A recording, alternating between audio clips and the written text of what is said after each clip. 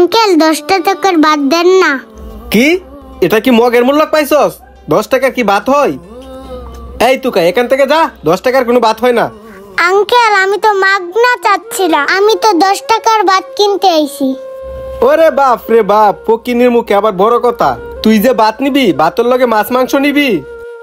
তুই যদি মাছ মাংস নেস তাহলে টাকা দে। আঙ্কেল আমি বললামই তো, আমার কাছে 10 টাকা ছাড়া আর কোনো টাকা নেই। আপনি একটা কাজ করেন, আমারে শুধু 10 টাকারই বাদ দেন। এই তুকার বাচ্চা, আমাদের মহাজন এত বড় হোটেল দিছে কি খালি 10 টাকার বাদ বিক্রি করার জন্য? মাছ মাংস কাটা নিব তোর বাপ? আচ্ছা ভাই দিতে বলতাছি। এই খারুল ওখানে কি করতেছিস? ভিতরে যে পানি চাইতেছে, পানি দে। ঠিক আছে মহাজন, দিতাছি।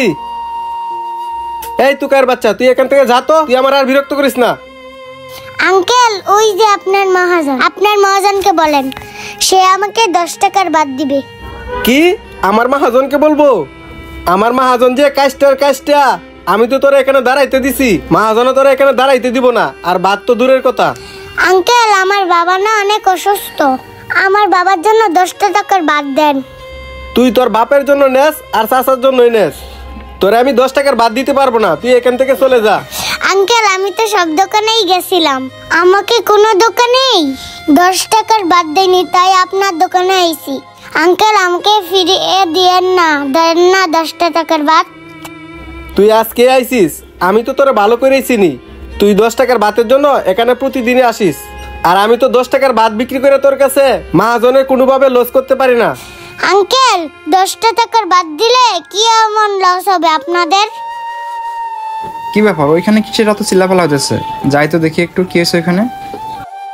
এই তুকাই, তোর কাছে আমি 10 টাকার বাদ বিক্রি করতে পারবো না, আর তোর সাথে আমার কথা বলার এত সময় নাই। তুই আমার দোকানের সামনে তো যা।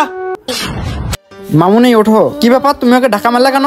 আরে মহাজন আর বইলেন না, এই তুকার বাচ্চা প্রত্যেকটা দিন আইসা আমার 10 টাকার বাতের লেগে বিরক্ত করে। আরে মামুনি তুমি কাঁদতেছো কেন? মামুনি তুমি এভাবে কান্দো না। আর খাইরুল 10 টাকার ভাত বিক্রি করলে কি হইতো? মহাজন আপনি বলেন 10 টাকার ভাত আমি কেমনে বিক্রি করি? কেন 10 টাকার ভাত বিক্রি করলে কি এমন ক্ষতি হইতো?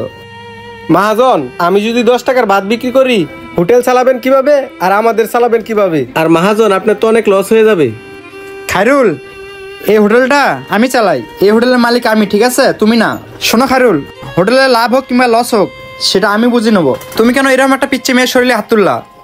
শোনো খাইরুল, তুমি যে আজকে ঘটনাটা ঘটাইছো, নেক্সট টাইম যেন এরকম ঘটনা আমার চোখে আর না পড়ে, বুঝতে পারছো খাইরুল? আর মামুনি কি লাগবে তোমার, তুমি আমাকে বলো, আমি তোমাকে দিতে বলতেছি। আঙ্কেল আমার তেমন কিছু লাগবে না।